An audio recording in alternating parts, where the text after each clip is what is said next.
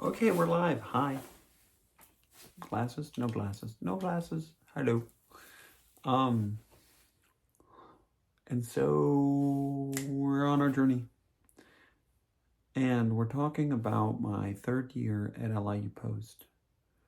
You guys still into this? It's not easy to share.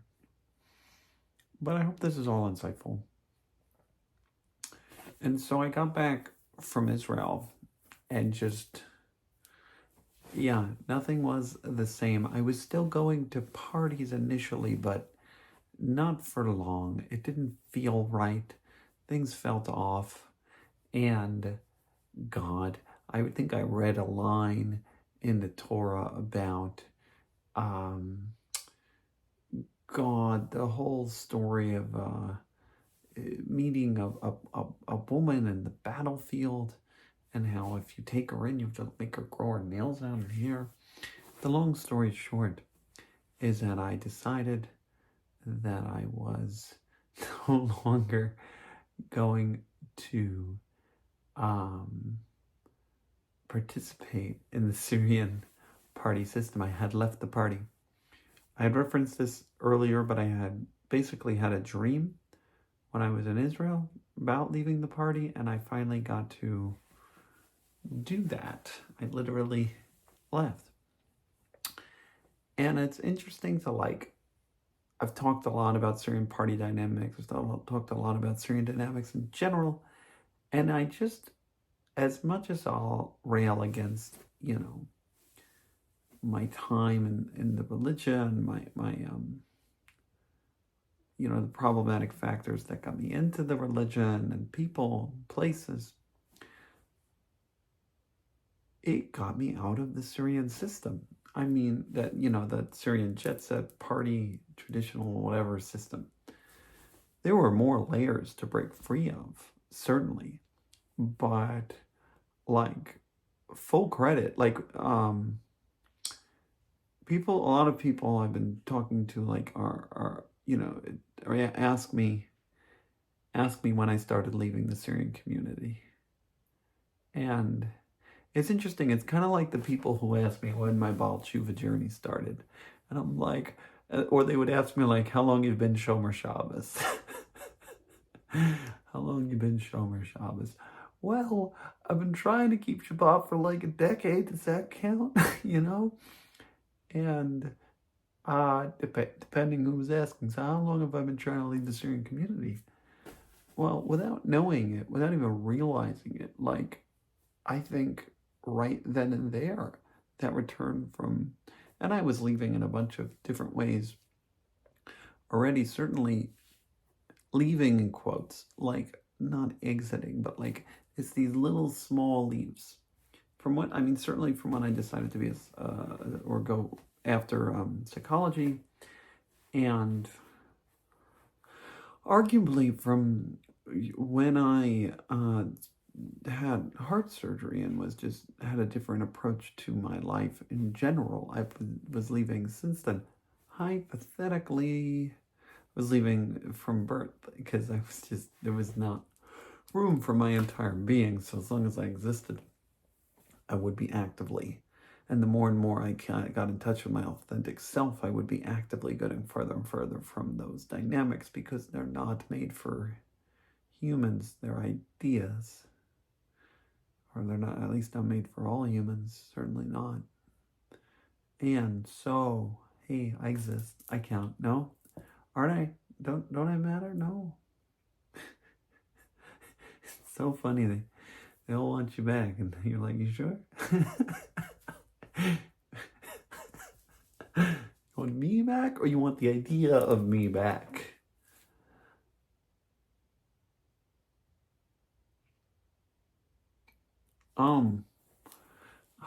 It's so painful. And so, I got a hat. Hold on. See, at this point, I was religious, but I wasn't yet wearing a black hat, but I was wearing a Banya hat. So this is a Banya hat. And what are the banyas? I've mentioned them, but like at this point in my life that I'm talking about, it was 2021, and I was in full swing of relying on the banyas as a tool for healing. It's basically a Russian bathhouse. There was one in Coney Island, which I referenced, I think, in my first episode, and they had two freezing cold plunges next to three saunas and a steam room and delicious tea and fruits and food I wouldn't eat because I was kosher and a cold room. And even when it was snowing outside, I could fill the hat with snow and put it on my head. Basically, it keeps your head cool while you're sweating in the sauna. And boy, did I love sweating in the sauna. I would go once a week or even twice with a close friend, and these times were wondrous. It was, I was in a lot of stress that year, to say the least. And in the banyas, there was no stress.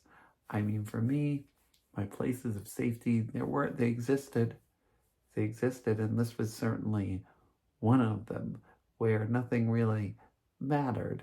It was just me and my spa. Okay. But yeah, so, whoa, why do I even start this? I was working in an addiction clinic, and I was super excited about it, and then I showed up on day one, and there was also, just before starting, a COVID incident. I got COVID for the first time the day of Sukkot, and in a random turn of events, of course, a man I met through my ocean dips, where else, was able to, at the last second, help me get my hands on a pop-up sukkah, and I had to move into some house my dad rented out in the summertime to other people, but it was not summer. I was living there. I'm for Sukkot, and like literally last minute, living in this sukkah, and there's this image of me. I basically tried to sleep in the sukkah that night, and it was one of the best nights of my life until it was interrupted by my brother, who subsequently took a picture of me and then posted in the family chat about how crazy I was that I would sleep in a sukkah while I had COVID. Did I say I was excited about Judaism? It wasn't that crazy. It wasn't that cold. I had infinite amounts of blankets. This was an invasion of privacy. And honestly, I don't... Come on, man. Anyway, so I start my first day of work, and I remember being nervous about wearing my blue kippah, but I wore it, and, I didn't wear, the interviews were on Zoom, but it wasn't obvious that I had a big blue kippah on Zoom, and it shouldn't be that big of a deal, but then also I sat down in my first supervision session, and I said, hey, she's like, how was your summer? I was like, that's great. I went to Israel. And it's like, maybe now hitting her what kind of happened. Of course, I didn't elaborate that I was radicalized. And she's like, we're starting. And I'm like, okay, if we're going to start, I want to be forthcoming. I didn't mention this in an interview, but now that I was accepted and we're going to be in supervision, I want to be able to openly discuss the reason why I chose this field as my own of addiction, as my own history, my own experiences with substance use and abuse. And I was quickly transferred, I think within a day or two, to another clinician for supervision. Now, she was extremely uncomfortable when I told her. I can't remember her immediate reactions to say that there is a stigma against people who abuse substances is an understatement. It is the most heavily stigmatized mental health condition. I want to say it's just like schizophrenia is more stigmatized. But I can't, because I worked in clinics that treated schizophrenia and said that where people said they wouldn't work with addiction clients. I mean, the things, the horrible things people say about people who abuse substances, the things people think, even including those who treat it, it's vicious. And yeah, in general, this stigma of like people, supervisions, like, pardon me, I had a mentality that I was there to learn about myself in the therapeutic room and learn about how to help clients and how to and learn how to bring treatment and healing to people in need of it. Especially now that I was out of the hellhole that was my program. By the way, that program, I was correct, accepted 43 students. 43 students. There were 2 changes of people in charge, the dean, whatever, and God, I think that guy who joined left after a year, maybe, yeah, and God, the program was a bit of a mess. And so, yeah, but I'm gonna be okay. I'm already in my 3rd year. At least I'll be safe, I hope, I think, maybe. Emuna. Emuna actually helped. It did. I wasn't so stressed, or I was able to repress my stressedness and just feed more fuel for the religious fire.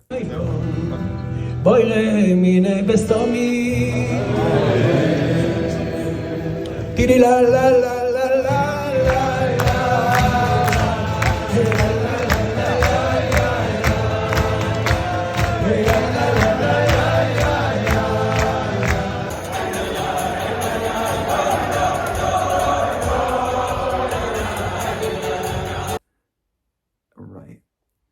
And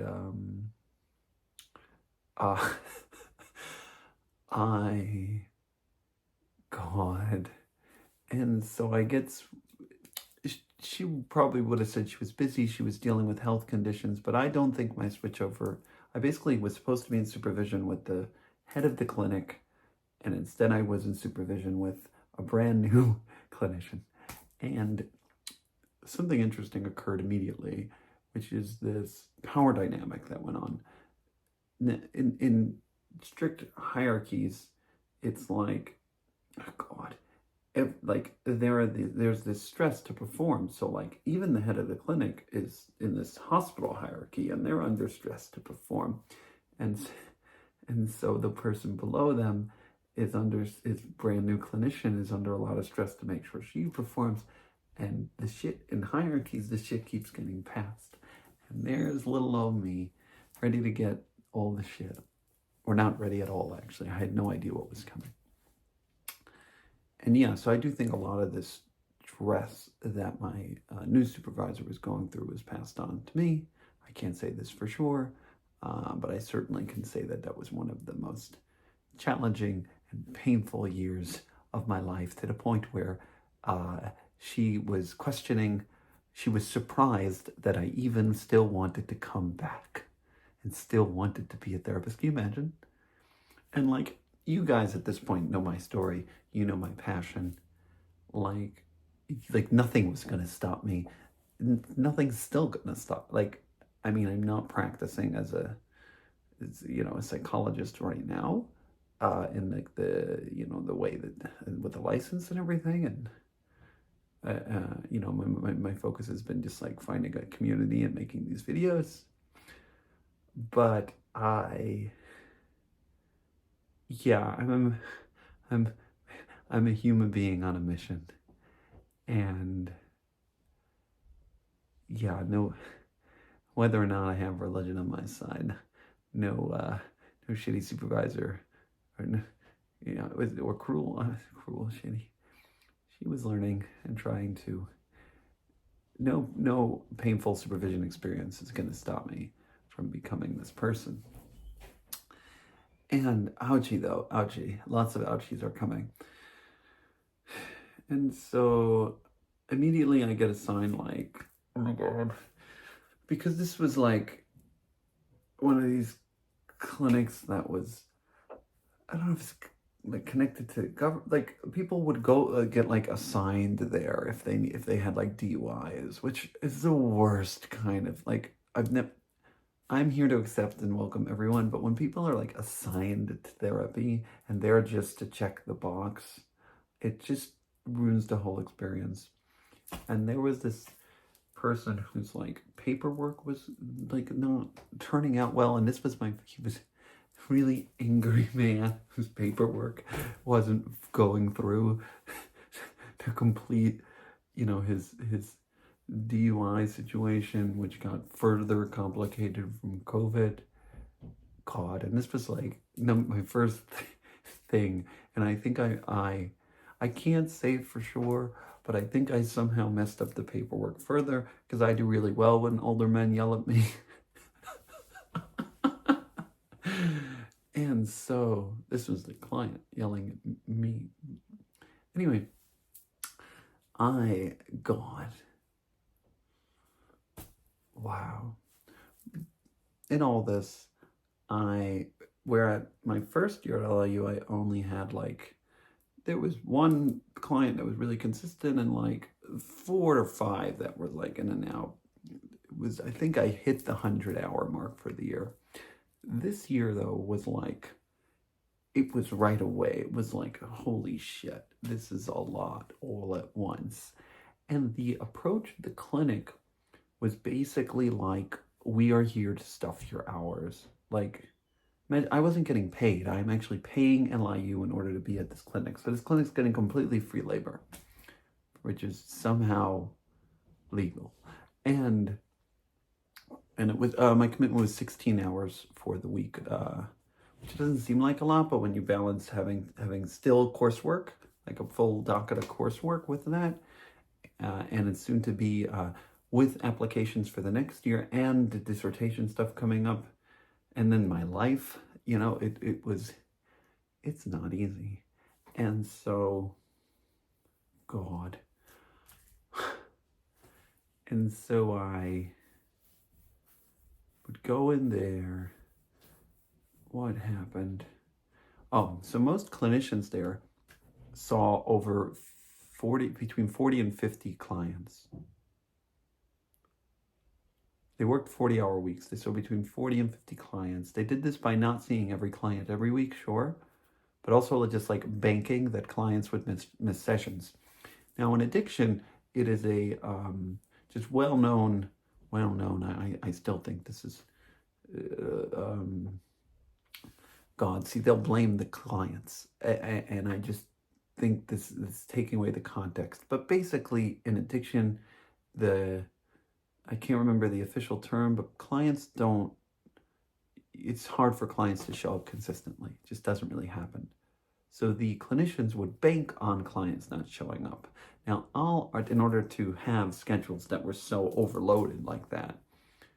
And so they even used words like that, the fact that they were coddling me by only giving me 8 clients, which would be pushed at some point, 2 groups and the 2-hour intake. Again, in my 16-hour week, where then 2 hours were 1 to 2 hours for supervision, and then the other was the team meeting, 15. He's seeing notes, and the notes, so many notes. I was not very good at notes. I will acknowledge that. But they were official, and if you didn't check the right box, then the clinic wasn't getting the right coverage, and I was in the doghouse. And it wasn't that I didn't care. It just was the proportion to time spent on talking about theory and approach versus the proportion of time spent on making sure the paperwork was submitted correctly and filling out forms and just the mundanity. I think I spent my entire first day they told me to go inside of an office. I closed the door. It was a room with no windows, and I had to just make phone calls to make sure my sign-ins worked in the system. It was boring and it was depressing, and God, there was a tree outside of the office with a picnic table where I'd sit on to breathe, and a local kosher restaurant I'd order in from. Oh man, they had a good salmon. Small things. I tried to park my car. I had a very nice car. I don't think I mentioned this yet. After getting in that accident and briefly driving a Toyota, I was given a BMW X5, brand new lease. It was comfortable.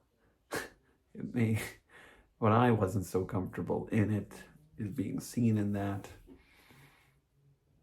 I would park further away from the entrance of the clinic. Anyway,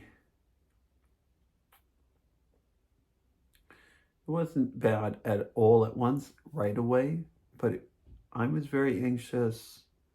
Things went pretty poorly pretty quickly, except for with the clients. I had very good rapport, and I had a very good record, and it was like uncanny. I'm not here just patting myself on the back. I think it had a lot to do with the difference in approach.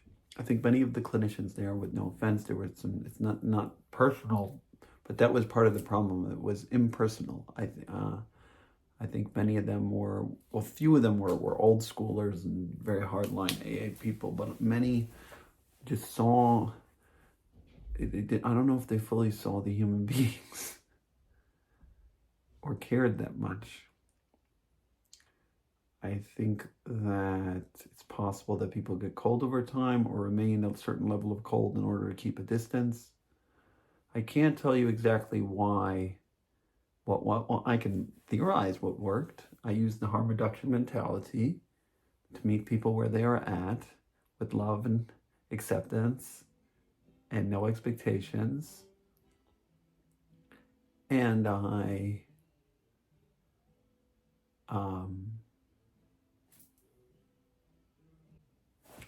and so, yeah, I think that like loving, caring approach worked. God, it was a privilege. This was my first opportunity getting to actually work with addiction, like firsthand with people other than obviously myself. In a professional setting, I had like chatted with people, but this was the first like hands-on, and my first in-person patients, because the last year was on Zoom. I'll switch between patients and clients. They use the word patients. This was a hospital setting, outpatient though, which means people didn't live there. They visited, they went there for sessions. Inpatient means people sleep there. So this was outpatient, but it was still in a hospital. And I got lost. Oh, I had my first, yes. So patient is a medical term. I don't like it because for this exact reason, it assumes authority in the room.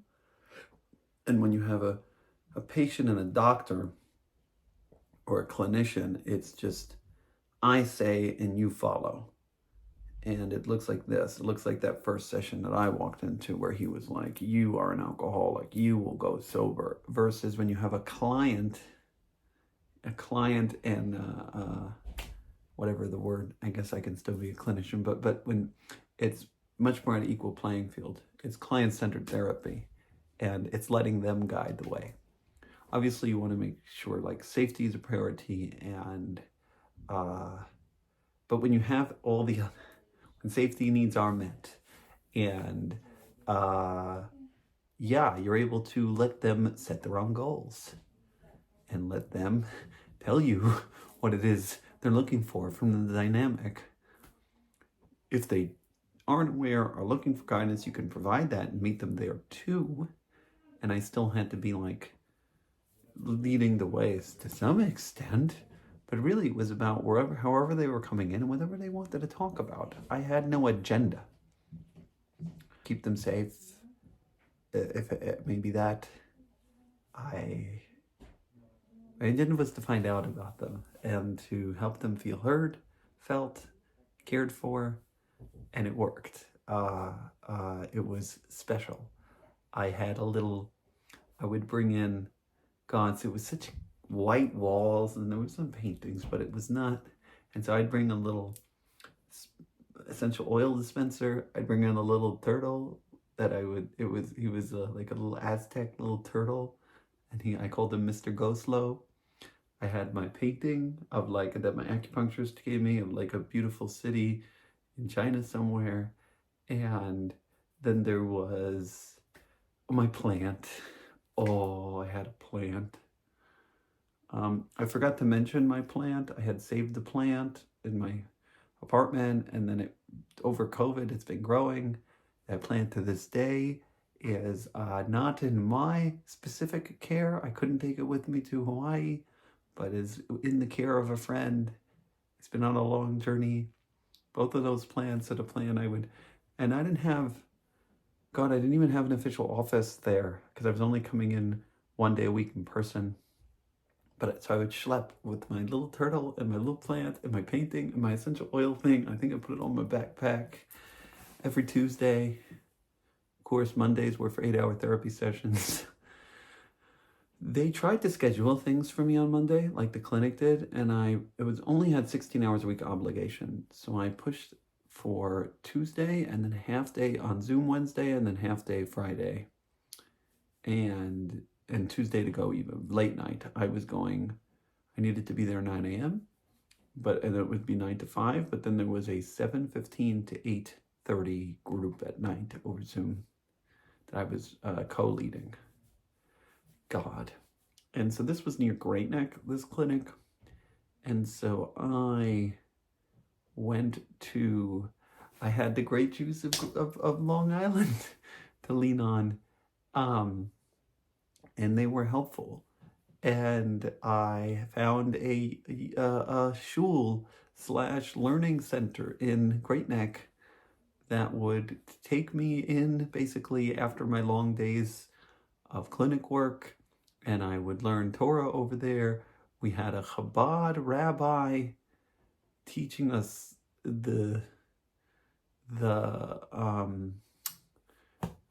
what's the Kabbalistic Chabad one? Oh my God, I'm gonna get it. It was really cool. Oh, I can't remember the name. It's the classic book. It is, I specifically remember some of the concepts. I used to say that book was teaching me better than my coursework at LIU about human beings.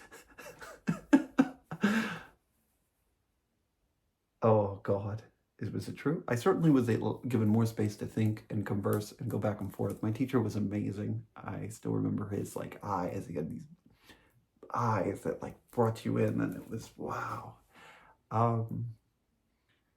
Yeah, I literally also ran Zoom groups out of an empty room in that synagogue because I was off at 9, but had to hang around for a couple hours. I mean, sometimes I would go back to Brooklyn. I still lived at home. Gone and try and run them out of my bedroom, but I had nephews, and that was an adventure. And oh man, I remember when one of my clients asked me if I had kids. They heard a crying nephew in the background. Whoa. Huh. And so yeah, I worked with people using all different types of substances, heroin, what's the word? Was it meth? Meth, and alcohol, cannabis, and even for human beings of all different ages. It was almost exclusively men that I worked with, and that would come up. At this point, basically, I had only seen a female client for 2 sessions while I was in my first year my first year as a clinician at LIU, and now that I was in this clinic, I at least initially was not assigned females. I was one of the only male clinicians in the office, and so they wanted to set me up with men, and I even wanted that as well. Being religious, I wasn't brave enough yet to fully request to not work with women, but I was not wanting that. I was also scared. I will be honest, we didn't have any, again, we didn't have the coursework on what to do if you were attracted to a client, and I was afraid it would happen. I was afraid also if I would get like a manipulative female client, and God. And so I just didn't feel prepared. And my therapist was reinforcing that non-preparedness because of her also beliefs that it's inappropriate for men and women to be working together in that kind of way, which, I mean, like, yeah, I know like a religious therapist who would only work with women over the phone for this reason. And what a shame, what a miss. If I could have just like worked through that then and talked about it.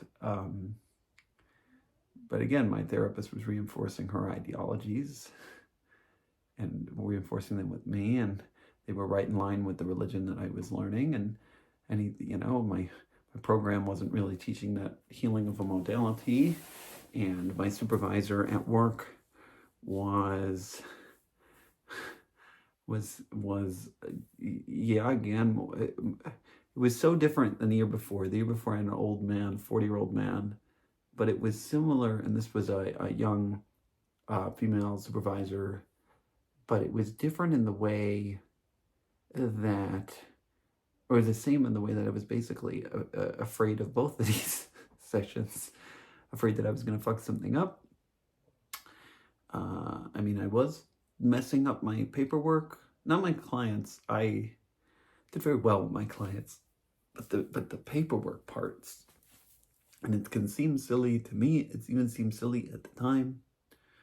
God, I also remember having to do this like thing where they were doing surveys, and I had to call people to fill out these surveys, and I just wasn't prepared for the grunt work, I guess. I pictured therapy to be therapy. Like I guess I was wrong in that. I pictured that to be a therapist, you're going to learn about therapy, be in therapeutic environments, and go do the therapy work. It was going to be the focus. And what I didn't understand is that it's almost as if like the clients were the patients were the least important people on the totem pole there. And this was certainly something I felt much more so in the hospital I worked in my 5th year, but certainly there too, that clients were important in that they helped pay the bills to run this office. It was an office, like it's a job. And not to say that therapy shouldn't be a job and that people don't these aren't jobs.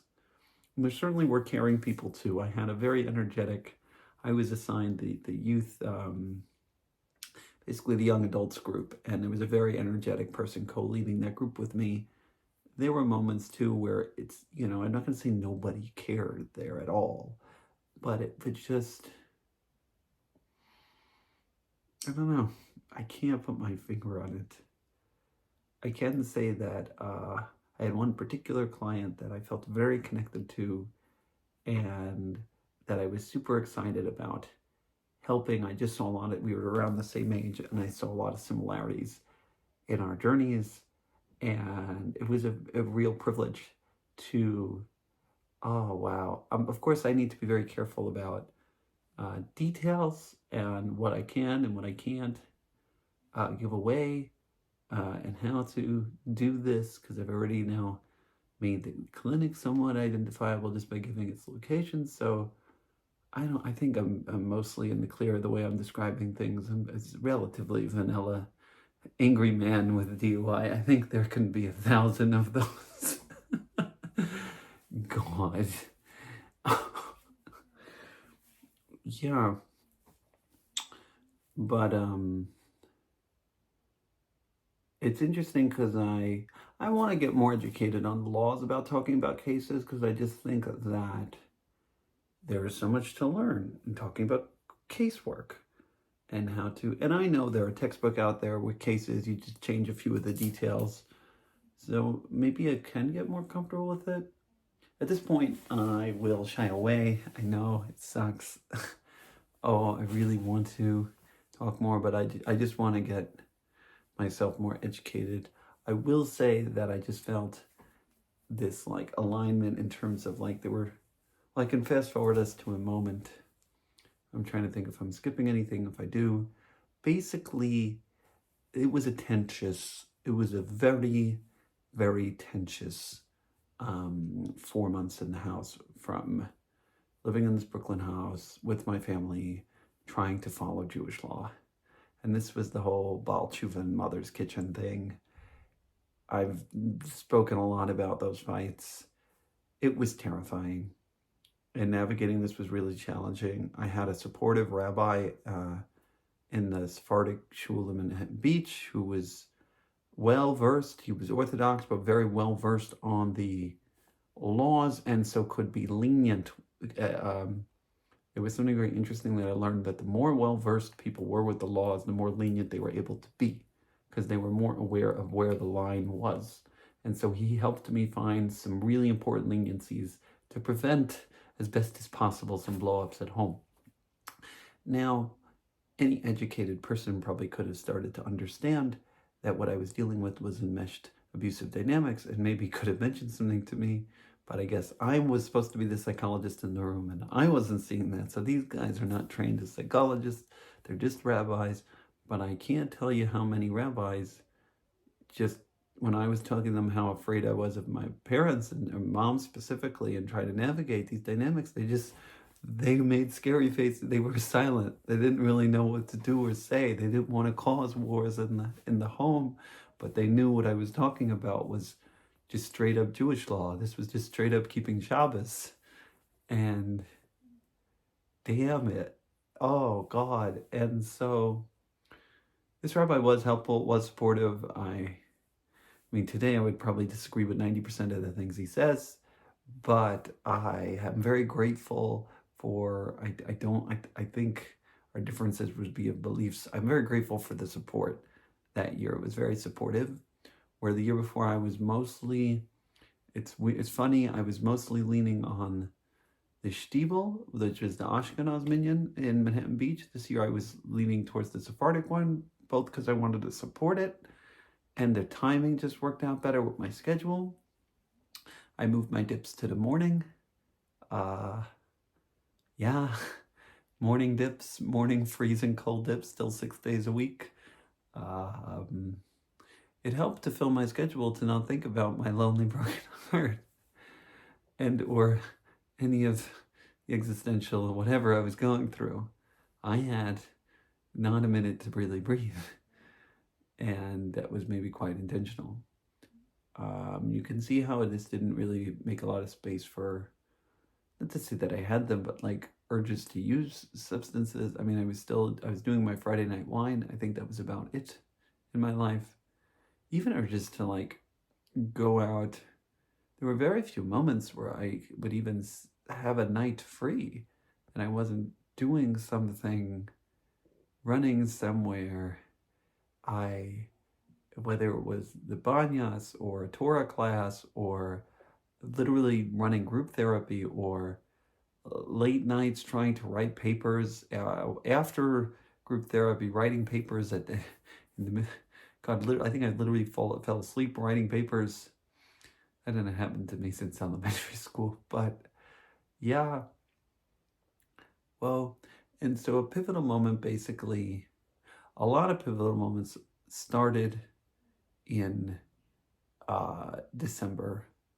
Right around New Year's, maybe day after New Year's, my sister's family got COVID. They were living in my house. Many of them started to get COVID. And there were strict rules around COVID at my workplace, and there were also strict rules about how many hours I was allowed to take off. And I was perfectly saving my hours so that I would have off on Passover and also be able to I was praying that I would have a small window in March to maybe even go to Israel for Purim. I was craving Israel since I left. And so I was really careful about my hours. And I was worried if I got COVID, this would fuck up my hours and screw over my whole situation. And I couldn't get COVID. And so I tested, was negative, and just got out of the house. I was going to live somewhere else. And I had somewhere to go. My brother was basically doing construction on a house on the beach. And it was empty. And it was a Monday. And I remember I was freezing. It was in January. And I just moved right in. I was already somewhat using it as an office space, but when I would work from home. But it had gorgeous views of the ocean, sunrise on the water, access to the water for me and my daily dip, so I can dip right in front of the house with a hop and a skip down a few big rocks. And wow, but it was cold. I ordered a heater that day. Yeah, I remember shivering on the phone with my therapist. She was basically doing the sessions from Israel. And yeah, I was shivering. She was there majority of the time. Imagine her time change. Like, we can say, I will continue to rip on this therapeutic process, but like, dedication. We were going 5 to 6 at night. That is 1 to 2 in the morning in Israel. Yeah, or whatever, 12 to 1 in the morning. This is an older woman. Like, she really believed in what she was doing. She very much did. Which made it believable for me. Certainly. I believed in it too. I loved it. I thought it was the best thing I had going. It was the most reassuring thing. It was the thing I felt safest in. Maybe one could argue I felt somewhat safer in the bathhouse. Did I? No, because I would always end up in some conversation there that would screw me up. I keep going on tangents, but this is important. So I basically would do therapy all day Monday. Minute end therapy, like run to Minyan to pray, my midday prayer. And the minute that ended, come home and have dinner, barbecue with my family. And we had been doing Monday night barbecues since I'm born. We've been doing, but they're probably still doing Monday night barbecues over there. And it sounds great, right? But these were basically like, I had family dinner when I lived home 4 nights a week, maybe 3. But for whatever reason, these dinners, no, I didn't eat family. I didn't always eat on Tuesday. Wednesdays, I was somewhere on Wednesdays. I can't put my finger on where. Thursdays, banyas. So Monday nights it was Shabbat. Friday nights were tough nights, and Monday nights where I was at this barbecue. I can't even remember what it was, but there was always something me and my mom were fighting over, and it was subtle, or just like a comment she would make back at me that was so deeply unloving, and I didn't know how to put words to it. But it would basically cause a pain in my heart. I wore this tonight, and it would cause a pain in my heart. And I'd feel this stabbing feeling from the front to the back. And it would take me, imagine I just worked the entire Monday session to clear myself, to clear my pains, to work through my stuff. Whatever it was we were doing was a lot, and 8 freaking hours of it. And I'd still have the stab. And then Monday night I'd go, it was all undone. And then Tuesday I had to show up to work at 9 a.m. and I'd be with a stab in my chest and still feel unsafe navigating those waters. At work, the safest place I felt was with my clients. It was the only time I felt like I was well respected in the room and could actually do what I loved doing and what I was passionate about doing and knew I was doing it the right way, I guess, or at least being helpful. God, praying, I felt good there. Oh man, I pray with a lot of passion. I have fire. I was like praying. I would pray. I was a shuckler. Is that the word? I was moving and grooving. I was doing more than just shuckling. I was like, I was very passionate about God. I felt loved. felt it was real. Maybe parts of it are. Oh, and so see, this is integration. I gotta now meet and deal with this religious part of me. It's hard to fake because it's a lot of passion and love there, and it's just there's a lot of grief. Mm.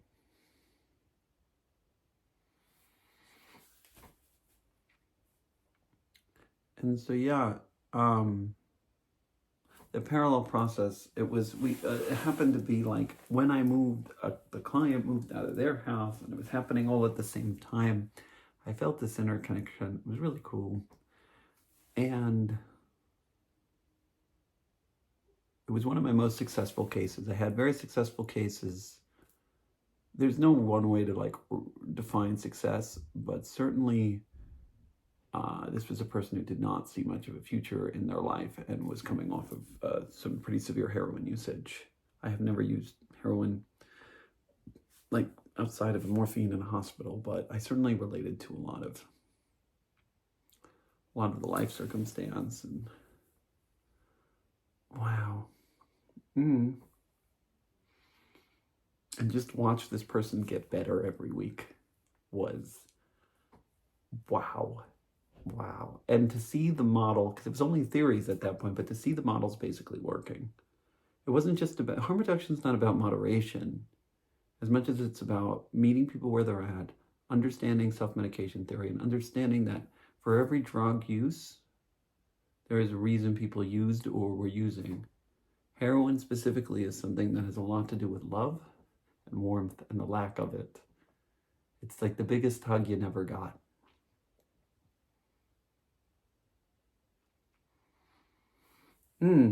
Okay.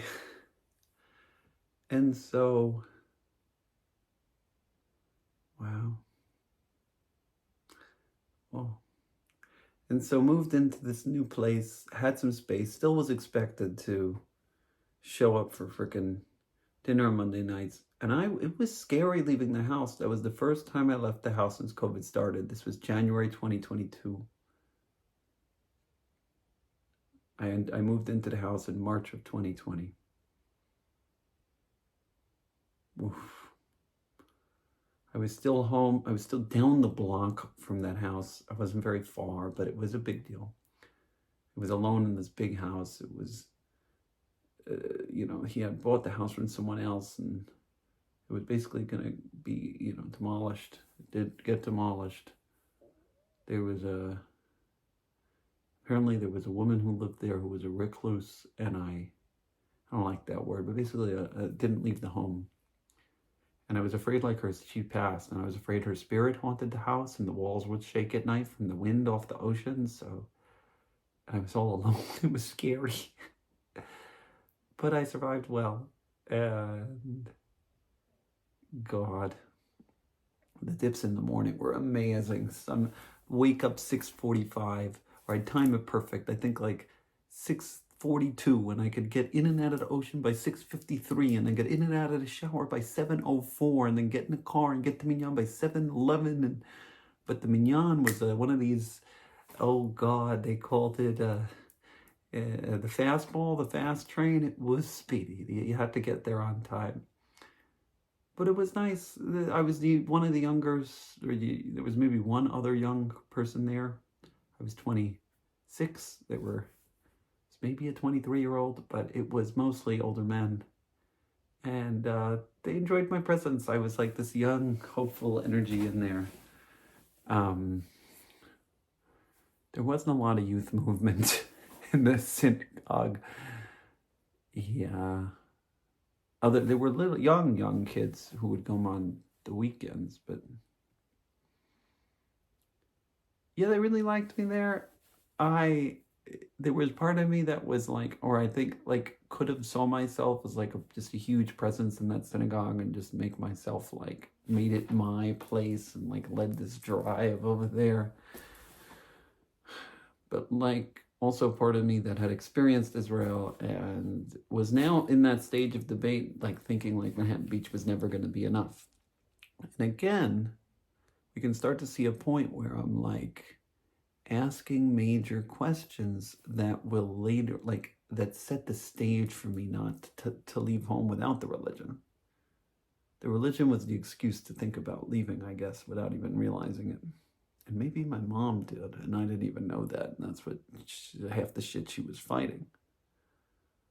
But I will say I did not have that. That was not what I was thinking when I was fighting for my religious rights. I was just thinking, this is true, this is my truth, this is making me joyous, what the fuck? If they made space for my religious rights, what would have happened today? That's a big what if, because it would have been completely outside of the entire way they raised me. In terms of the enmeshed dynamics and expecting the same shit. Damn.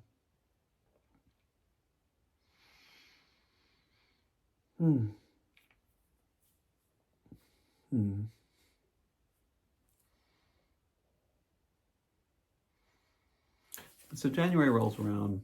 I'm in this new place, and I got other things coming into the pipeline. I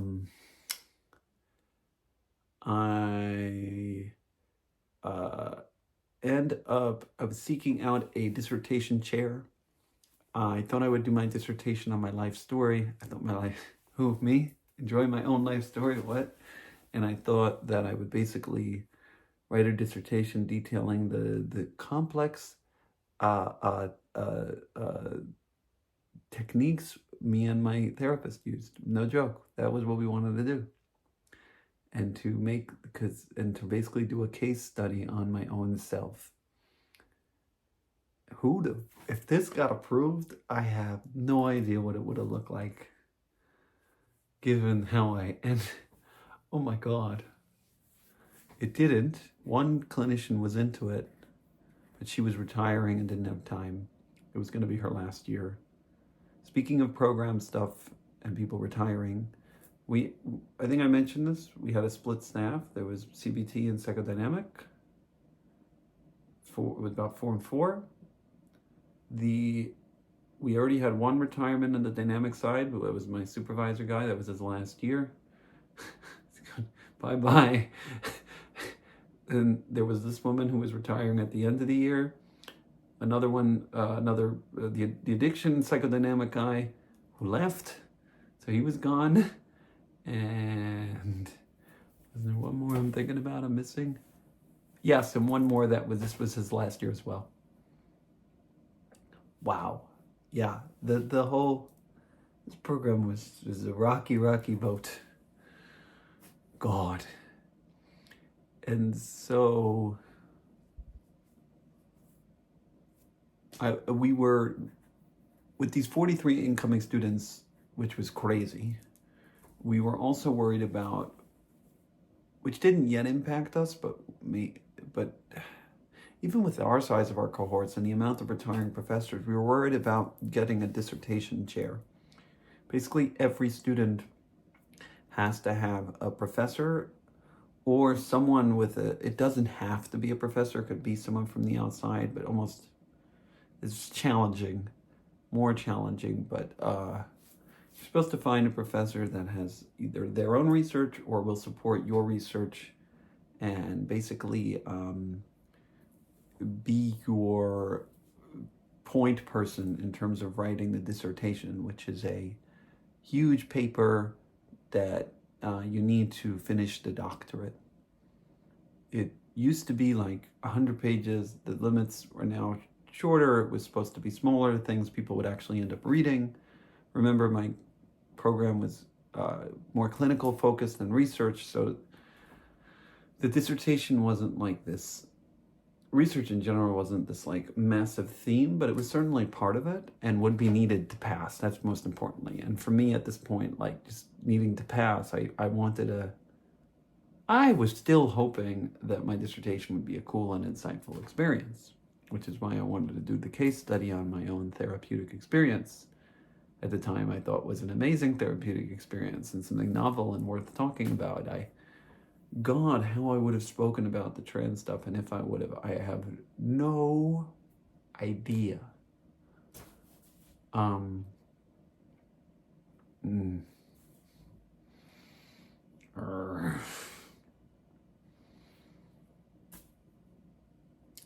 And so I generally shied away from bringing up issues of, at this point, the way I looked at it, it wasn't that I thought it was like awful that they were teaching gay rights. It wasn't that horrible, but I was like nervous around it. I kept thinking that I was gonna say the wrong thing, or do and like offend someone, or get in trouble for saying the wrong thing. I think there was a point at the clinic where I used the word homosexual instead of gay, and the head of the clinic asked me if I was ancient or something, that he used the word gay, not homosexual. I didn't know that. We didn't have sex ed in Flatbush. Forgive me. So I was searching for a dissertation chair and struggling. It was really not looking good. And one day I basically had someone in the clinic who worked with me, in the addiction clinic, who worked with me, who was a former LIU student or in their 5th year, and so had a good connection with one of the professors that left. And we had developed some relationship. I was basically put in a corner of the office where no one would ever, I barely ever interacted with other clinicians beyond my immediate supervisor, who was, again, our dynamic was not fun.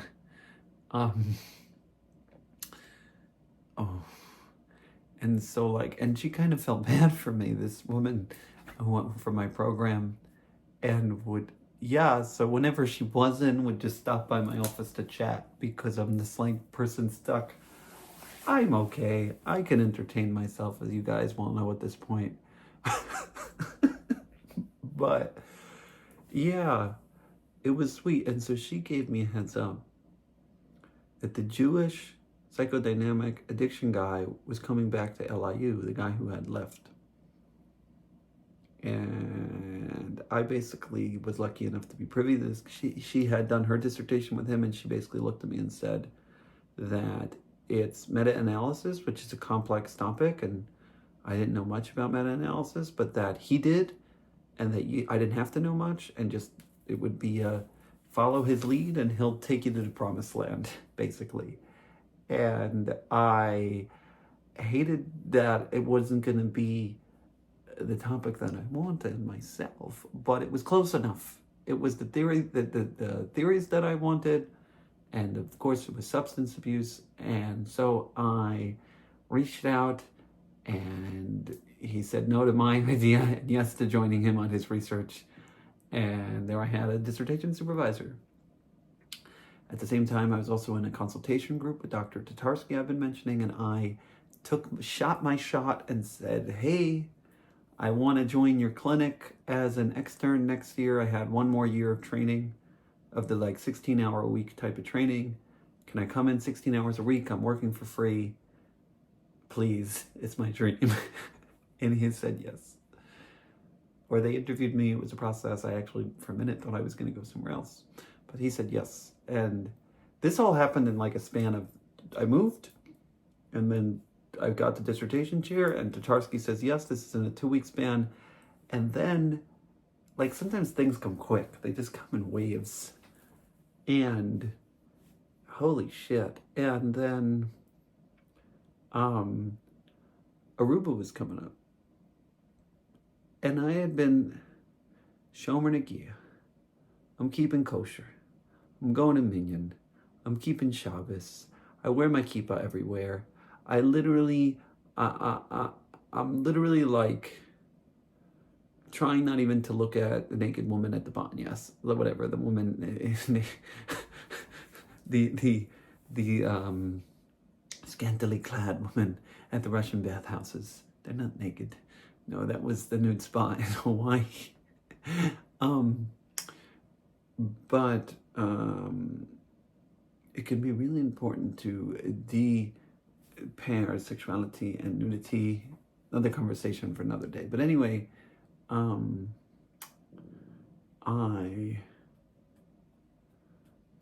the hell? I'm all distracted. Oh, right. I didn't want to go to Aruba.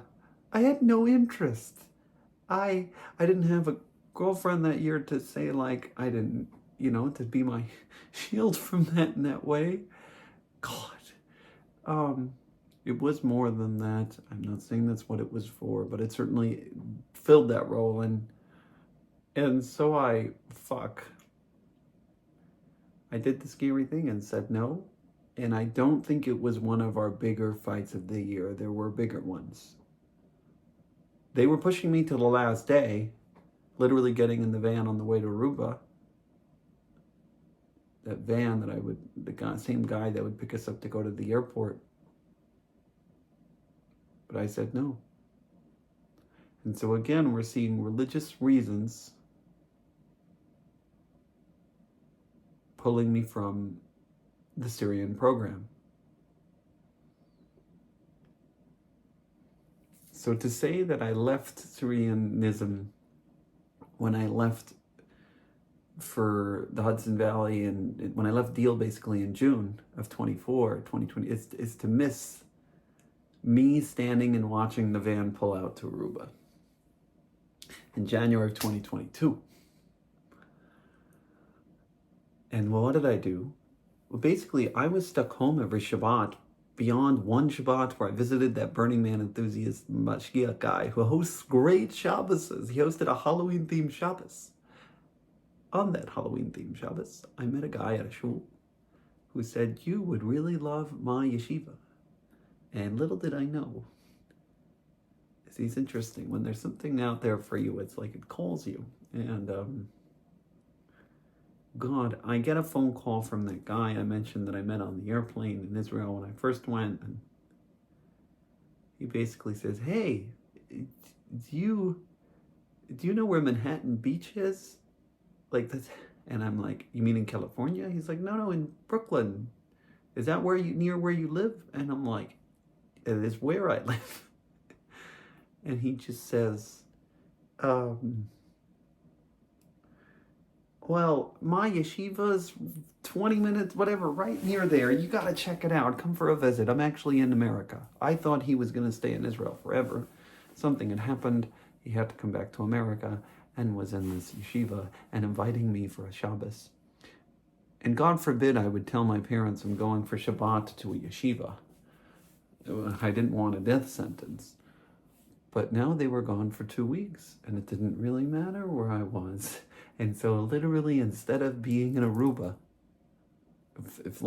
by the way, if we can remember not too long ago, 2 years before that, my parents were very happy to see me leave Aruba off that little wild run I was on. But yeah, instead of Aruba, I was going to be in a Baal Tshuva yeshiva in Far Rockaway. Welcome to the Shar. Welcome to the Shar. They sang for me, right? That first night I was like a cold. Welcome to the Shar. Welcome to the Shar literally means gate. And like a heaven's gate. It was half a joke. It was in jest. God. This place. So I'm skipping a little. So if you're with me, this is all happening in the month of January. Moved, figured out where I was going to work the next year in my dream clinic. Got the approval for that. Got the approval for a dissertation guide. It's going to help me pass. Oh God. And I'm still kind of, I'm running on this great train. And, and now I didn't go to Aruba and I have 2 weeks free. So week number 2, I was going to go visit the Shar, the Baal Tshuva Yeshiva in Far Rockaway. But week number 1, I had a recommendation from, who else? Mentor therapist, to go to Muncie. And that there was a rabbi out there named Rabbi Klatzkow. And he hosts these Shabboses, and I could meet my Beshert. I basically could meet the woman of my dreams. It might be there. And to give him a call. He basically has these Friday night dinners and whole weekends where he invites guys and girls around the same age that could be a match. And it's not only matchmaking, it's also just like Kiruv. It's just to show people a fun Shabbat. He doesn't really work for anyone but like himself. He is even quite a little bit controversial in his area because they're like, God forbid he should bring men and women together, even though we sleep in separate spaces. We sit together on a table. But, right. So I was hopeful I would meet my wife that weekend and wouldn't even need to go to yeshiva to study Torah. I already was learning Torah and doing my things and God. And I went there. I did meet someone interesting, but no, it wasn't going to work out. And so, God, me falling in love with women with mental health conditions. Oh, man. She was fun. It's like half a second. Anyway, what happened?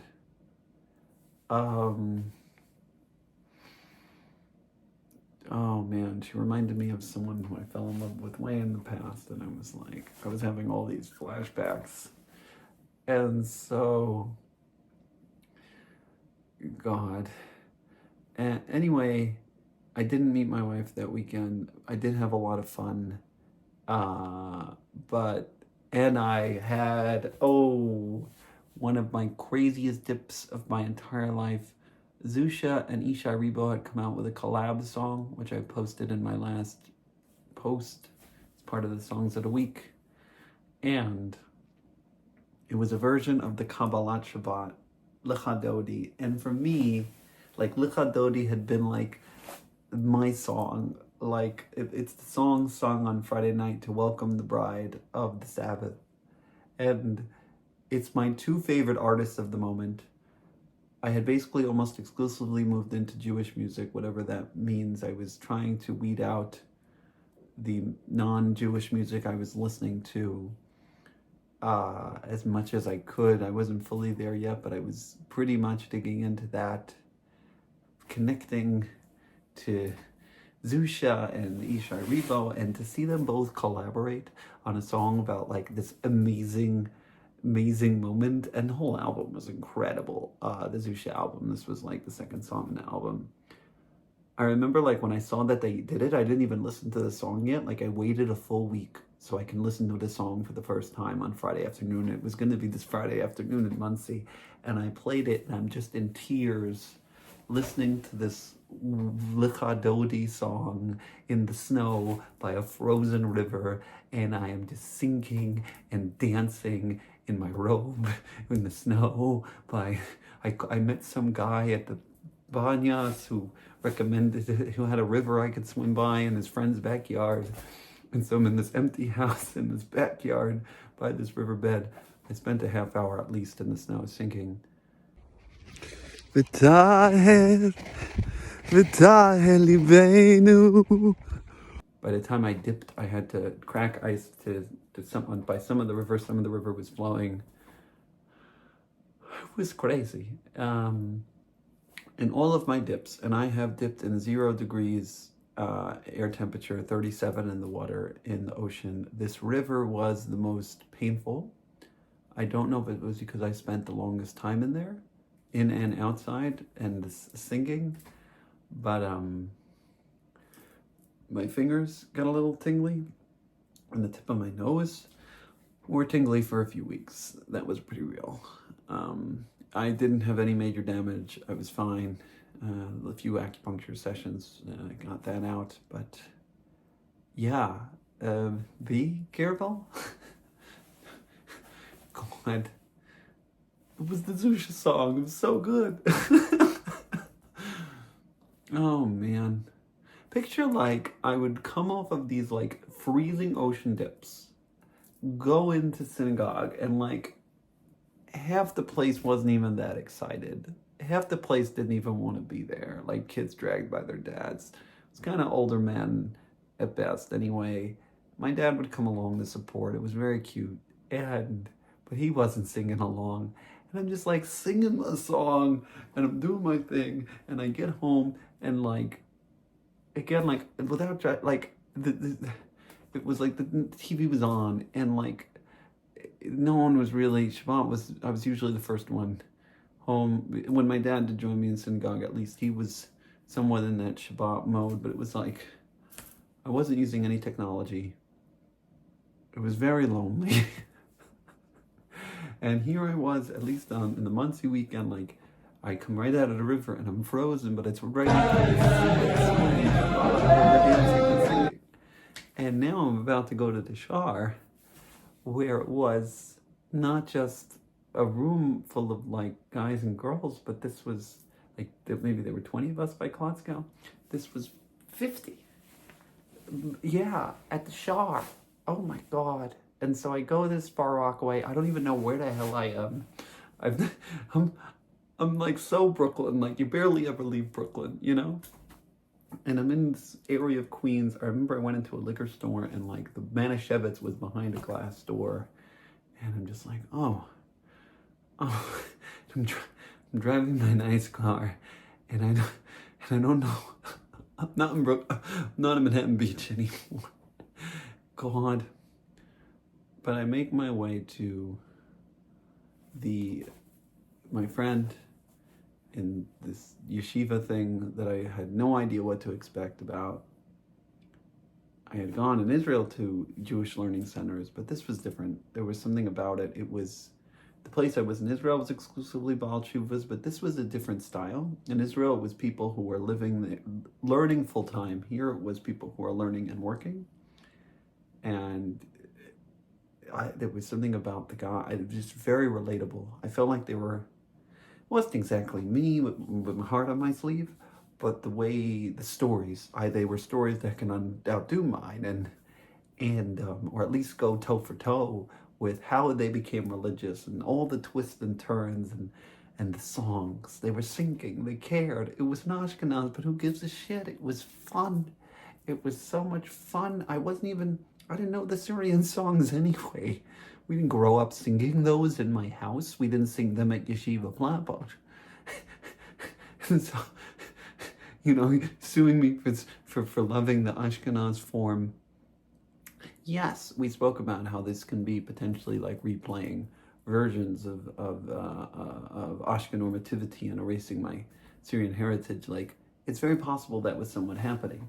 But at the same time, like, this was just showing me people who loved the religion, and it was through these songs. It was through Hashomer Shabbos, Habeinim Habas, Lekel Yaratzu Kamincha Machavas, Oy Rai Ay Ay Ay Ay Rai.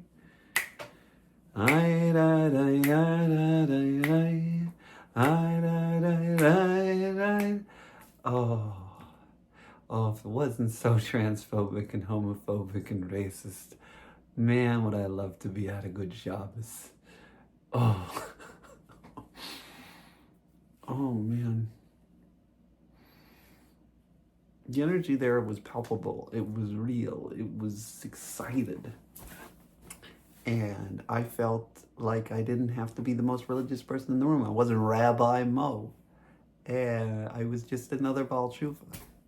And maybe I had a little bit more background than the guys. I probably was one of the only ones with a modern Orthodox education. Most of these guys came from, like, maybe they went to a Hebrew school, like where they learned the language at a young age. But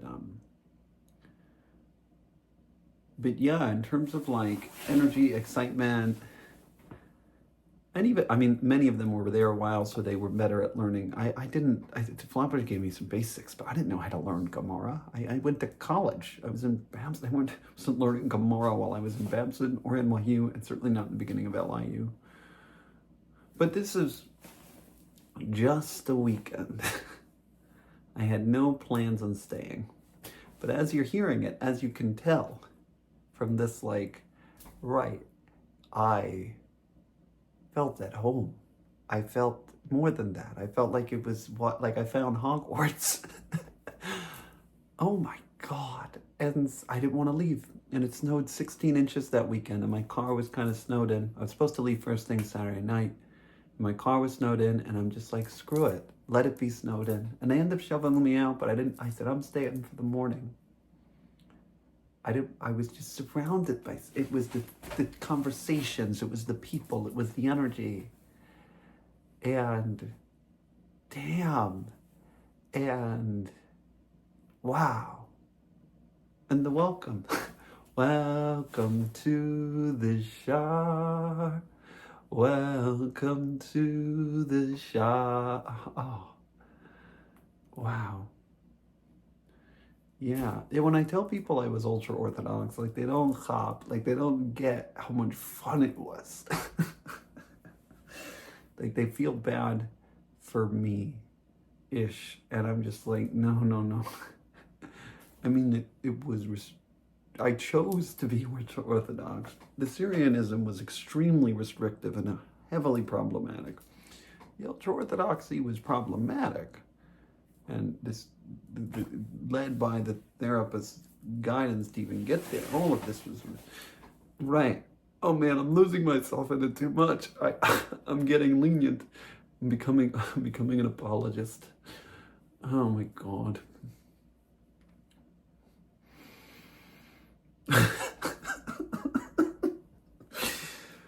Oh man, they're getting me back. Oh, it's been sweet. It's been sweet knowing y'all. I'm headed back to the Shar.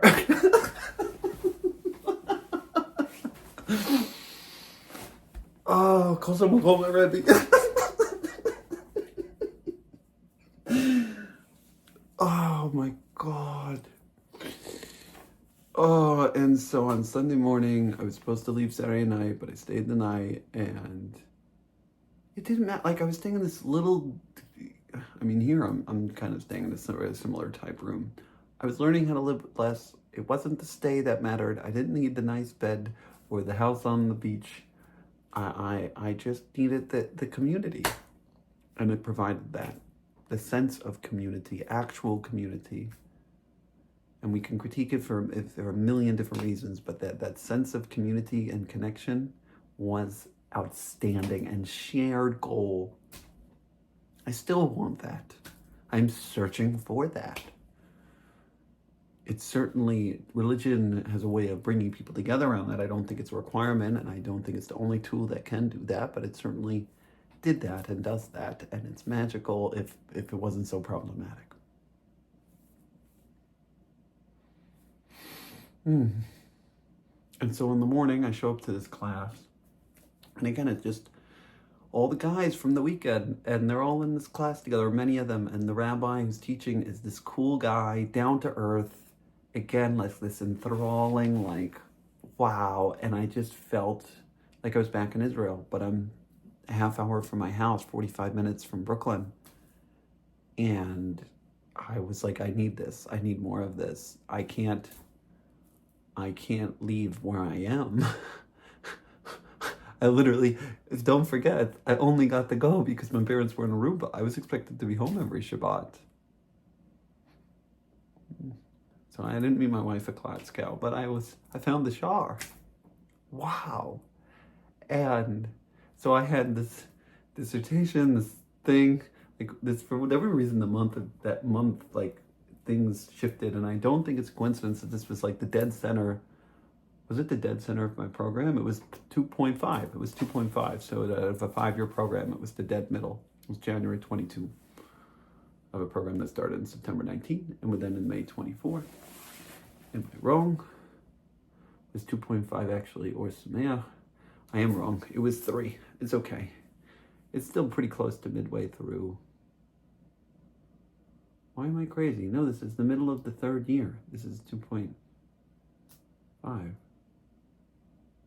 Yes, it's the dead center of the program, and things seem to be shifting for the good. Things are working out. Yay. And so I couldn't commit to every week, but I literally would drive there on Sunday mornings just to be there for that class that I just talked about with that rabbi and the guys. And it was a space to process. I felt like it was Baal Tshuva group therapy. And like, sure, I was showing up in my colorful and fuzzy sweatshirts, some of which you still see. I stood out a bit. I didn't care. God, and I made some friends there. Just again, people with stories like mine, of people that traveled the world and were looking for meaning and purpose and connection and what the hell we were all doing here, and asking the big questions and not fearing away from them, and going down cool and interesting career paths. And I was, yeah, it was what? Especially like most of my friends were getting married, and I didn't exactly, their lifestyles were not that, I won't say that energizing or interesting to me. This place was just so much of what I never really knew, what I hoped was possible, what I hoped I would see. And again, all the loneliness on my religious journey. It was Baal Tshuva journey, on my becoming religious journey, was now surrounded by people, you know. And I couldn't stay in Israel, but here I was, and so I could go every Sunday. And so I put it in the schedule. Another thing. And so, wow, years going on. Oh Lord, doesn't stay good for long.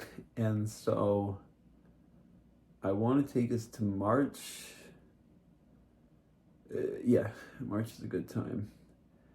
And so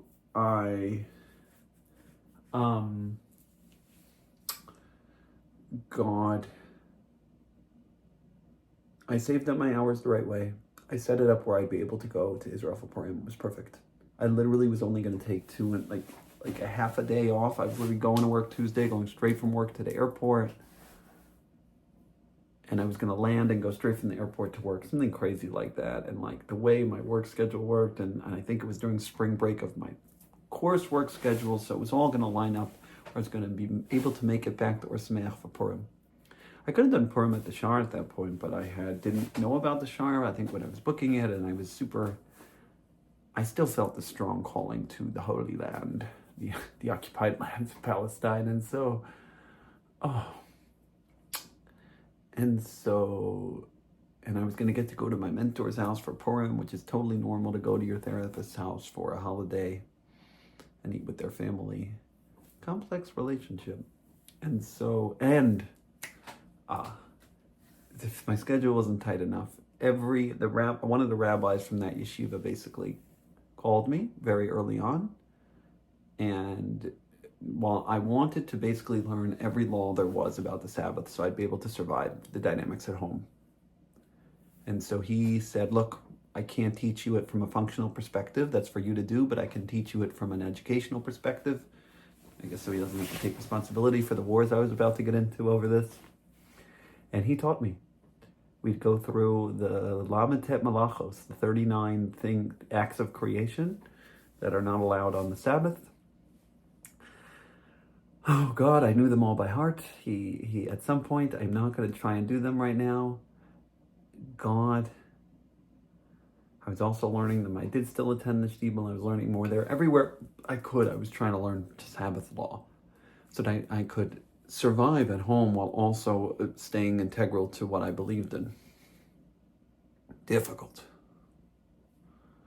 And so the night came where basically it's always on my birthday, and it was my birthday, and there's a wedding, and my friend is converting to Judaism and asks me to be his person who drives him there and supports him in the process. And yeah, that was hard. That was very hard. I almost moved to the yeshiva that day. It's hard to think about now just how much I've talked about this, so it doesn't sting as much, but just how silly it was. Like, you can start to see, like, okay, I missed Aruba. Like, it was the end of the summer, but I really wasn't attending the parties at the end of the summer. I missed Aruba. And so this was the wedding. Like, my mom was like grasping onto this idea that I would still be a mainstream Syrian person. And that I would go to this wedding and maybe somehow there's still religious girls at the wedding. Like, I don't know how to explain first off, to find the religious part, it's like, sure, maybe it existed, but like, at that point, my level of practice and my desires were not about like finding the most religious person in the jet set Syrian wedding room of traditional Orthodox Jews. You know, there probably was one person there, but like, it was to find the room full of people, not just of where I was at, but where I was going. And I didn't even know where the hell I was going yet. I was just being introduced to this whole new Jewish world. I mean, I really hoped I would meet my wife the next day. To say the least, I kept being hopeful. I kept saying I'm gonna bump into her somewhere. The universe is gonna conspire to help me out. God, where are you, alchemist? Oh man. Oh man. What? Transgender? Me? What? Come on, now. No, I'm enjoying my life too much. I don't need that stuff. That's for people trying to escape their lives. Not me. I'm not escaping anything. I'm living. Yeah. Ugh.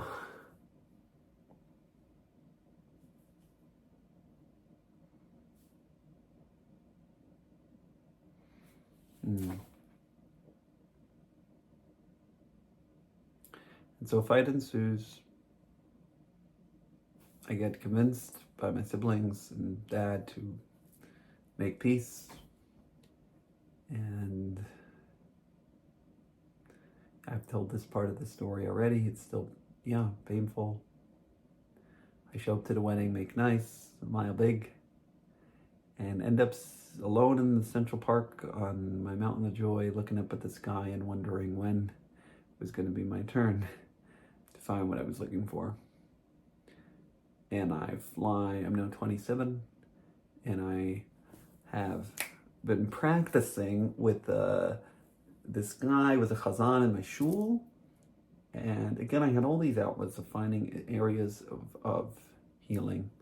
I was running that year very well. I ran, one of my most healing things I did was run a half marathon, almost on a whim. I was running 7 miles, but they happened to be doing a half marathon in Prospect Park the day I planned on doing 7, and so I said, let's just do it. I had stepped in a pothole before I started, injured my ankle, or the bottom of my foot, and still ran. Not the smartest idea. I was never able to run the same after that, but I did a half marathon. Yay. That was healing. Very healing. Oh.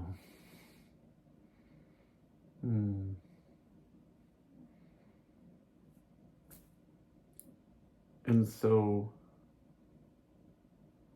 I was basically talking about, I was preparing my bar mitzvah parsha. I had basically never had a chance to fully read it in synagogue. The parsha it's basically the Torah portion of the week I was born. I was born on a Saturday night in March, and that would have been Motzei Shabbos, so Shabbos would have been the next one, which is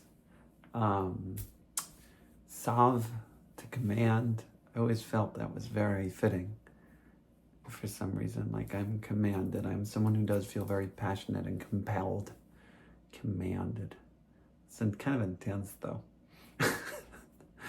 Anyway, so it was gonna line up perfect, actually, that I would be able to read it from the Torah. So basically, God, for my non-Jewish audience, or non-religious, every single week on Monday, Thursday, and Saturday, there is a portion of the Torah, of the Bible, read out loud from a scroll, and it's usually sung in a sing-songy manner, depending on which region of the world you're from. You sing it in a certain way, and it has to be sung very specifically. And so there's smaller portions on Monday and Thursday, but on Saturday you read the whole thing, the whole portion, which is a set of basically chapters.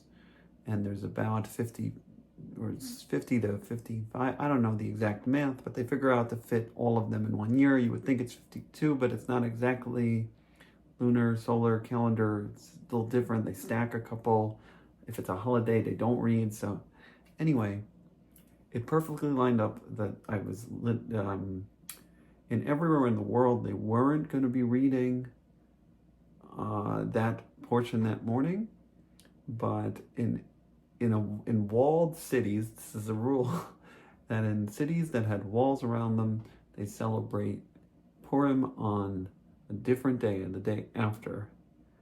And so Jerusalem is one of these cities, and I would be in Jerusalem, which meant that it was one of the only places in the world on that Monday morning, or was it Thursday afternoon, Western Wall. Something, at my own bar mitzvah, I read like a paragraph of the Shema.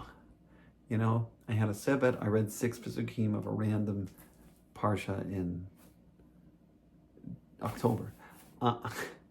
This was going to be, it felt like this little redemption shot. And I was going to be wearing a polar bear costume, which was perfect. And there's shots with me in a polar bear suit at the Western Wall reading from the Torah. Or I took a picture after I read. I didn't get the actual picture of me reading. But yeah, that happened. I flew in, landed, went straight to the wall, was holding a Torah in seconds, and met a bunch of the Orsman guys. And I was again part of this, what felt like a community. And they put on basically a mock skit play called a Purim Spiel. And it was basically fun and funny. And now that I'm looking back, all of these things are basically what I wanted: an intimate community, a community of people that were together. And it's so funny because I'm coming from the Syrian world. I can't explain it like this kind of togetherness that comes from living together. And I mean, really, like, these guys were all in the yeshiva together. You know, I've been visiting these intentional communities. It's very interesting when you have shared goals and you're in the trenches in it together, whether it's the yeshiva guys learning the Gemaras or on these intentional communities figuring out how to survive in capitalism, and whether that's farming or working together in different ways, they find ways to connect. It's interesting to see all these similarities. How basically I've been on the search to find that kind of amazingness of community without the stress and of everything that came with the Syrian world, and without the homophobia and all the restrictions that came with the religious world, and to see if it exists in this quote-unquote secular world. And it does, I think. I'm looking for it. If it doesn't, I'll create it. But I think it does. But, yeah. And so, community. Yeah, that trip was hard and awesome in so many ways because it was like a teaser. I would have to go. I was only 6 days out there. I'd have to go right back. When I visited my mentor, that was nice. And I did the Purim thing, and I actually, oh God, I averaged 2 hours of sleep a night. I rented a car and drove around. I went back to Sfat, and I loved that city. I was ready to move to that city. And God, visited my waterfalls, and oh man, I wished I could take the waterfalls with me. During this weekend, my brother was throwing a party in the house that I lived in. And so I was getting very attached to that house. It was 3 months in, and I loved it. I loved the sunrises in the morning. I loved the space from my family, even if it was only a block away, and it was technically still my brother's. I loved, did I mention the ocean right in front?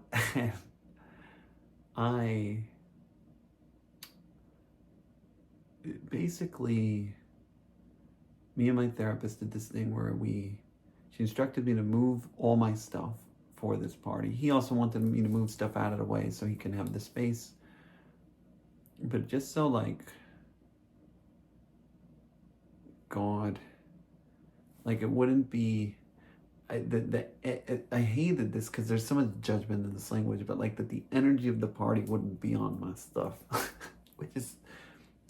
that's not nice. Parties are good and fun. There's nothing wrong with a good party. But I'm in this like from religious worldly bubble, and anyway, the point of this story is that I learned to do something really hard, which helps me to this day, which is detach from space. It was that week where I moved all my stuff basically into a tiny little closet, where I basically accepted that at any point or at some point I was gonna move out of this gorgeous house. And the house was symbolic in other ways too. At Babson, I went to Babson with this idea that I was gonna make a lot of money and be able to find happiness in the house on the beach. That's basically what I would tell myself. I'll have a house on the beach with a jacuzzi looking at the ocean and a beautiful wife, and I'll be happy. And it was clear at Babson that the money was not going to bring the joy. But here, it's easy as a hypothetical.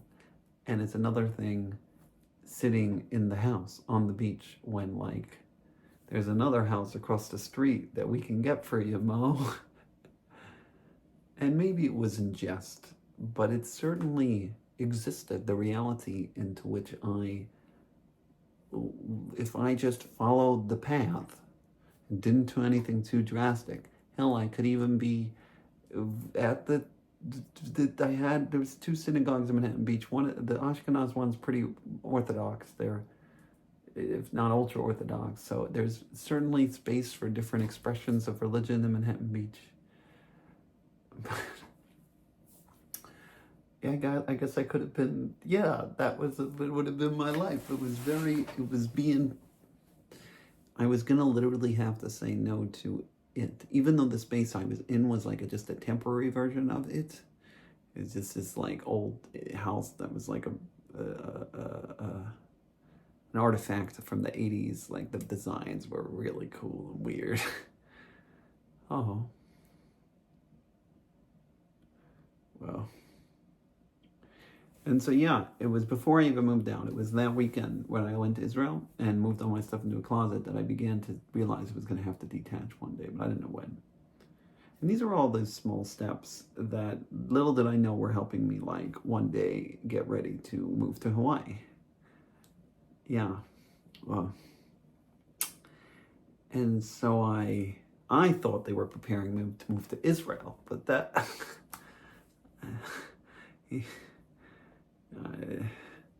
as a man plans God and becomes a woman and realizes he's a woman. Oh man. And so is that how the one goes? and so I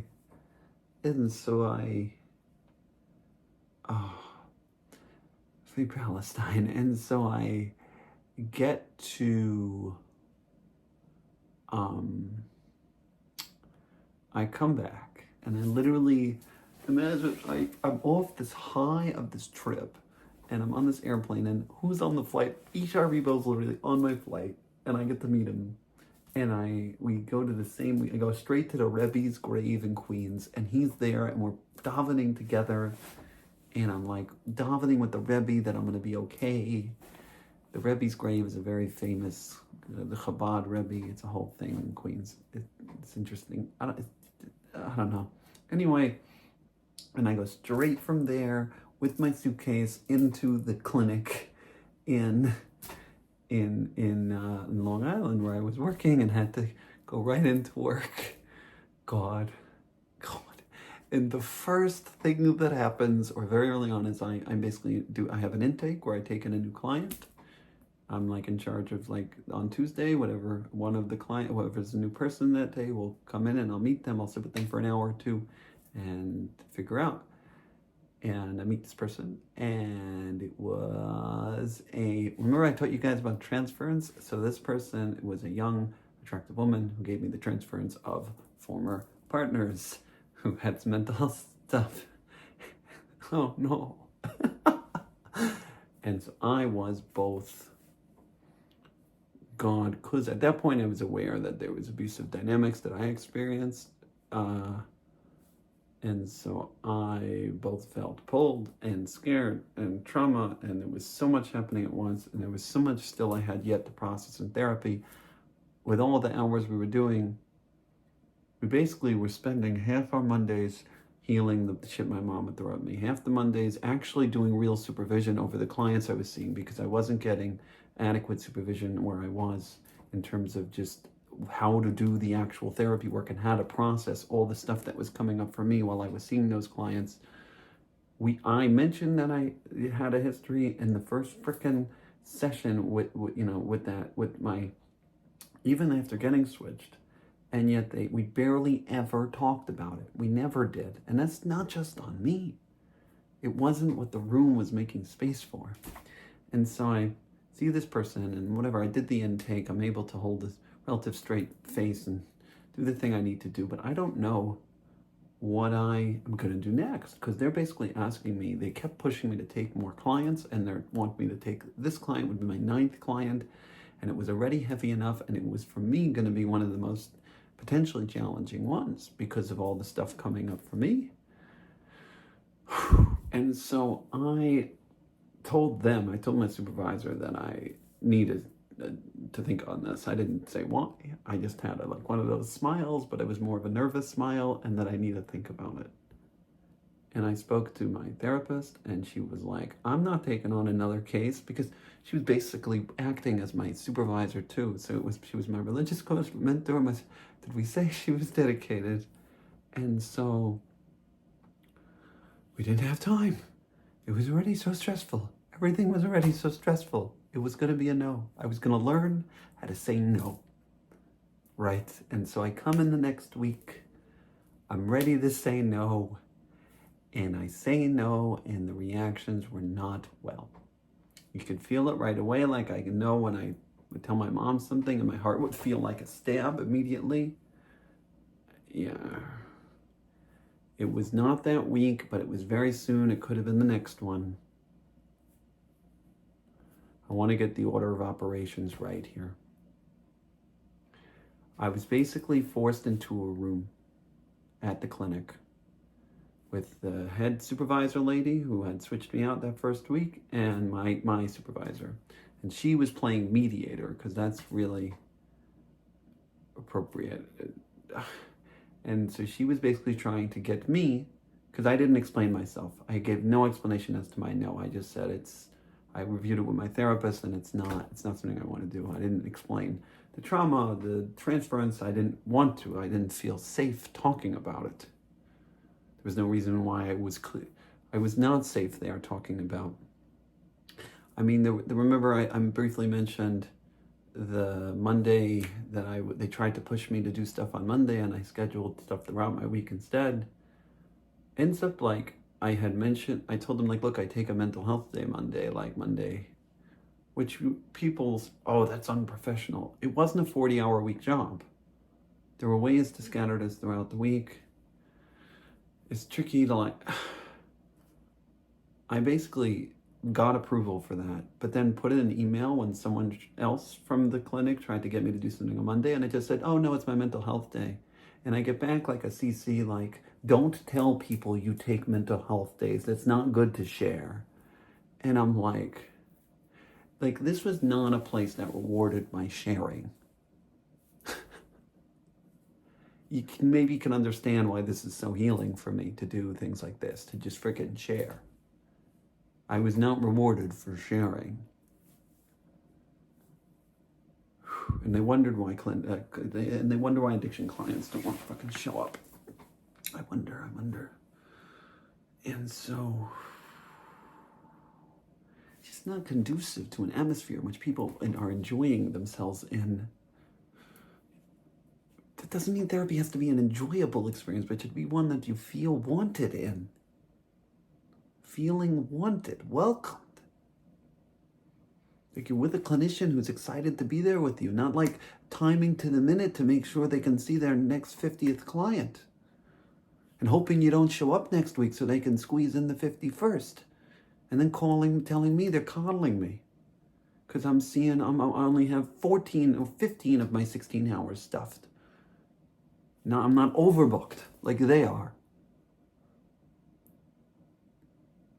And so I'm stuffed into this meeting, and not only are they pushing me it's the two supervisors pushing me to reveal why I said no, And they did it in the weirdest way. It was like horrific. They're like, is it something to do with was it attraction? Was it trauma? Like they were just trying to get me to acknowledge something, and I just didn't feel safe. And eventually I just said, yes, it's trauma. God, I felt like if they take a little kid and they point to where they hurt you on the doll, it was something like, it didn't feel good to be in that room. It didn't feel safe at all. And they basically had a list of shit I had, from the paperwork fucking up to just being too excessive sharing, something like that, general unprofessionalism. They had a rap sheet on me. And this is, remember, my fucking program's got a rap sheet on me too. Which is, I was a good kid in Flatbush. I had poor grades in the first half of Babson. There were no NYU, straight A's. This was not my MO. This was my MO with my parents. This was my MO in authoritarian dynamics that forced this shit into, oh God. I mean, I didn't feel safe. They were bringing out the worst parts of me. Not just that, it generally, like, just ripping me apart for things that were the only thing they didn't have is that my clients kept wanting to show up every week. It was what kept me alive there. It's why they didn't get rid of me, I guess. I was making good money for the clinic, but beyond that, it was something was clearly working. You can't just, not for me though. I'm working for fucking free. I'm paying to be here to learn. Hello. Nope, none of it. I'm the asshole. I'm the entitled one. Sorry, I came here to learn. Sue me. And so I get out of that meeting and I'm like spinning. And I agreed to take 2 more clients. It was, she didn't decide to come for whatever reasons, but there were 2 more clients they wanted to give me. And I said, I'll take them. Let's fucking go. 10 clients, 2 groups, the intake, and supervision, and the team meeting in a 16-hour week. Go ahead. Yeah, give it to me. I'm here to get my fucking degree. I'll do the thing. I'll do whatever it takes. Wow. And so beyond that though, I walk out of that meeting. I don't remember if everything was exactly resolved, if I had yet agreed to take and that was supposed to be, God, my last day, or 2 days, it was, Passover is coming up. And again, I'm lining up all my days so that I would have March, Purim, and then April for Passover. And I get out of that meeting and I get on the phone, and I don't know if they've exactly explicitly mentioned this, their letter that they wrote up with my rap sheet, with all the shit that they said I was doing all year, and that this was the last straw of it. This was the last straw. Me setting my boundary that I didn't want to see a client was my last straw. That's it.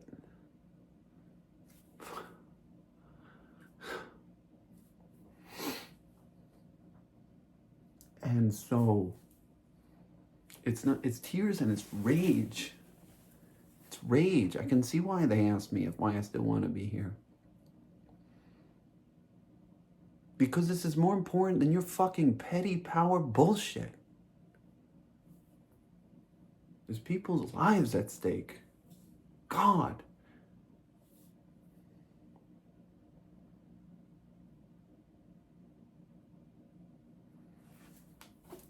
Wow. Okay. Yeah.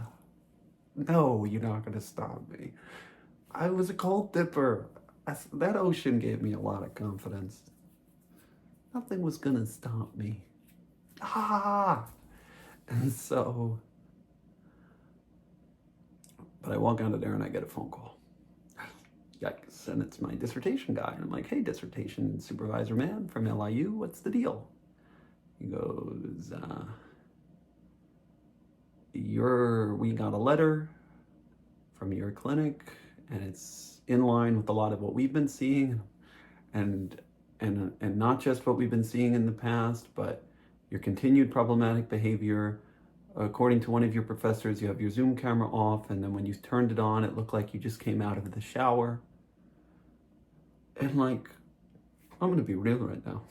There were courses where I was trying to squeeze a dip into, and I think I tried to get in the ocean in the middle of. That certainly happened.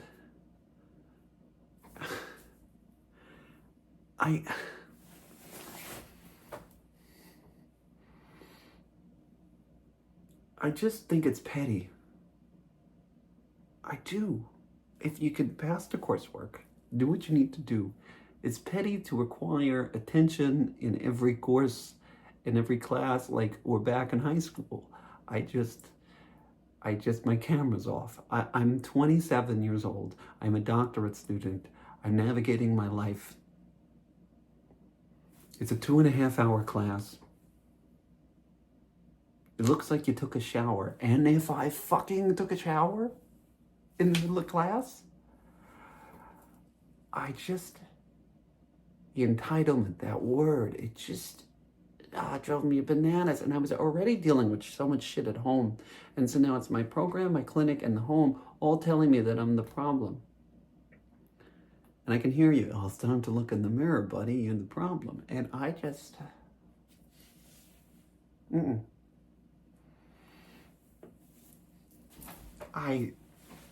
It's just... Yeah, 3 times. Oof. And so... yeah. And so, wow. And so you can see how the therapy and the religion and the banyas and the ocean and the boardwalk when my foot wasn't hurting were my safest spaces.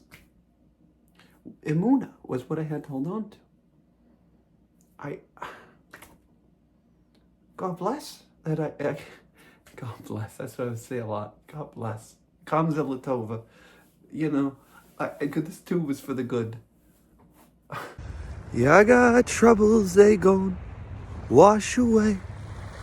They're gonna wash away. Oh, they're gonna wash away. Yeah, I got sins, they gon' wash away. They're gonna wash away. Oh, they're gonna wash away.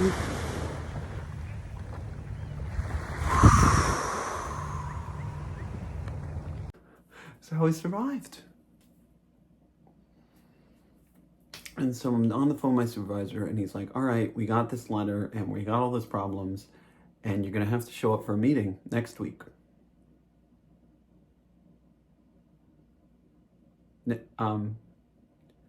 He's Jewish. The minute I'm like, it's Passover next week. I got a flight to Cabo. It's the Passover trip. And how am I supposed to, they're getting me on entitlement, and I'm supposed to tell them that I'm going to be in Cabo and can't make it. Oh. And you know, you've seen the PowerPoint, you know what, and you know the shit I've been in all year. Of all the things I had not asked to be removed from the Cabo trip, I didn't have that kind of courage. And it's interesting. I was pushed off. And that's I would never go on another full Passover trip. That was the beginning of the end of the Passover trip for me. It needed to be a professional thing that pushed me out of it. It wasn't going to be, I didn't have the courage to yet put my religious foot down. I would. Or my ideological foot. I certainly wasn't at Passover 2025. And so he said, no, I'm going to be there. It's Chol HaMoed. And if I'm there, you better be there. And so I had to 4 days before Passover tell my parents that I'm only going I'm going, and I'm going to fly home right after. I have to be, there's a course that I'm going to get in trouble if I miss now, because I was planning on not being, but I'm going to fly in late and make sure I make it in before the holiday and leave early, and I'll do the rest of the holidays. One of my cousin's families was staying back, and so I'll be with them. And Oh my God. Fuck me. And I was basically going to be called into a meeting where they were going to, the way they said it, they're discussing my status in the program. I had already had the letter of warning during COVID times, so this was, my life was going to be on the line. For saying no. Let's just, yeah, all this other stuff going on. For saying, my crime. And the worst part was that, like, after that meeting at the clinic, like, the tension was relieved. I vocalized that I was looking, what I was really wanting, like, I'm looking for more training, and my supervisor immediate was into ACT, which is a different style of therapy than I was. I'm like, then teach me ACT. I'll learn ACT. Show me it. And it was after this meeting that everything actually got much better. She got much kinder. She got much nicer. I think she felt bad about what happened. For whatever it's worth, everything changes at the clinic from there on out. I didn't even, but now it's not about the clinic anymore. It's about what's happening now at LIU. Fuck. And so, and again, they got my whole sheet. They got my rap sheet from day one. From day one, the farting in the frickin' video. Oh my God.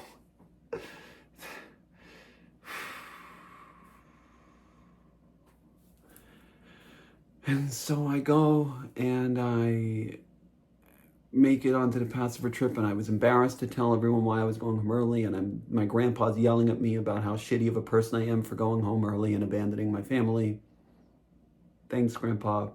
And wow, how he doesn't know how my dad lets me get away with this shit. Thanks, Grandpa. And anyway,